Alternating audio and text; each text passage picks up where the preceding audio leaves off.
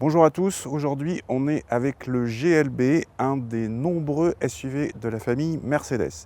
Alors d'après son nom GLB, on se dit qu'il doit se situer entre le GLA et le GLC.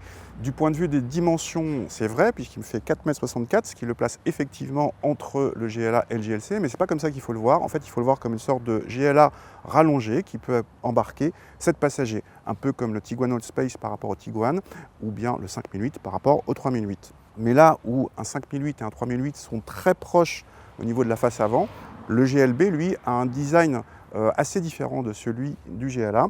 Il est plus anguleux et d'ailleurs, il rappelle un petit peu le GLK, qui a aujourd'hui disparu, un petit peu arrondi quand même. D'autres diront que ce GLB, dans sa forme générale, évoque un petit GLS. Mais comme je vous le disais, ce GLB, en fait, c'est un GLA rallongé, donc il partage avec lui sa plateforme, et donc celle de la classe A. Et donc notre modèle d'essai, c'est un 200D, donc un diesel de 150 chevaux. Il est ici en finition Progressive Line, qui constitue sur le GLB l'entrée de gamme. Si l'extérieur change pas mal par rapport au GLA, c'est moins le cas à l'intérieur, en tout cas au niveau de la planche de bord quasiment identique. On retrouve donc la double dalle numérique du plus bel effet, les 3 aérateurs ronds chromés, les divers menus accessibles soit directement et de façon tactile à l'écran central, soit via le touchpad central ou via les touchpads du volant. La présentation est plutôt flatteuse, mais sur cette version Progressive Line, il faut piocher dans les options pour avoir un accès et démarrage main libre, un régulateur adaptatif, Android Auto et Apple CarPlay ou la surveillance des angles morts. À l'arrière, on trouve une banquette coulissante qui, reculée à fond, permet d'accueillir généreusement 2 adultes, mais la spécificité de ce GLB vient évidemment de sa 3e rangée de sièges livrée en série. Le basculement des sièges de rang 2 laisse un passage plutôt étroit pour accéder au fond. Une fois installé, non sans avoir avancé partiellement la banquette centrale, les passagers du rang 3 sont comme souvent à l'étroit. Mercedes précise d'ailleurs que les places du fond conviennent à des passagers d'au maximum 1,68 m. Pour le coffre, c'est la déception. On s'attendait à un volume de chargement proche de celui des 5008 ou Tiguan Allspace, qui dépasse chacun 600 décimètres cubes, banquette reculée. Or, nos mesures indiquent 429 décimètres cubes, banquette reculée sur le GLB, soit 200 décimètres cubes de moins. C'est beaucoup. Qu'est-ce qu'il donne ce GLB sur la route? Alors, notre modèle d'essai, il a des roues de 18 pouces, pas de suspension pilotée, et alors plusieurs bonnes surprises en fait. D'abord, on a un bon niveau de confort, ça filtre bien les inégalités. En ce sens, c'est parfaitement cohérent avec la vocation familiale de la voiture.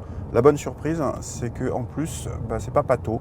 C'est-à-dire c'est quand même un engin qui commence à être assez grand. Il est aussi lourd, on l'a pesé à 1800 kg, donc on aurait pu s'attendre à quelque chose d'un peu péniche. Mais en fait non, il reste assez agréable à conduire, avec un bon niveau de confort, seulement perturbé par la sonorité diesel un peu trop présente quand on accélère.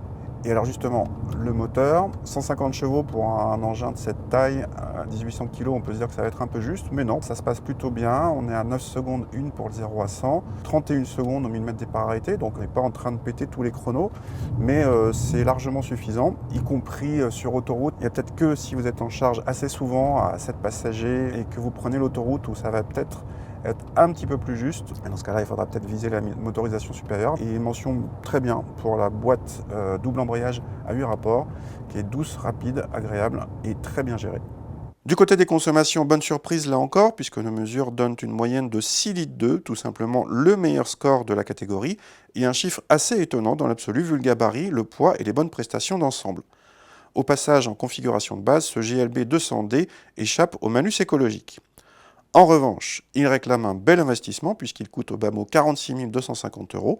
C'est cher puisque pour le même prix, vous pouvez avoir un 5008 GT HDI de 180 chevaux bien mieux équipé, alors que le Tiguan Allspace TDI 150 DSG Comfortline coûte 2000 € de moins. Et là, pour une fois, il n'y a pas de concurrent direct chez Audi ni BMW. Le GLB est en effet, en tout cas pour l'instant, le seul SUV compact 7 places premium du marché.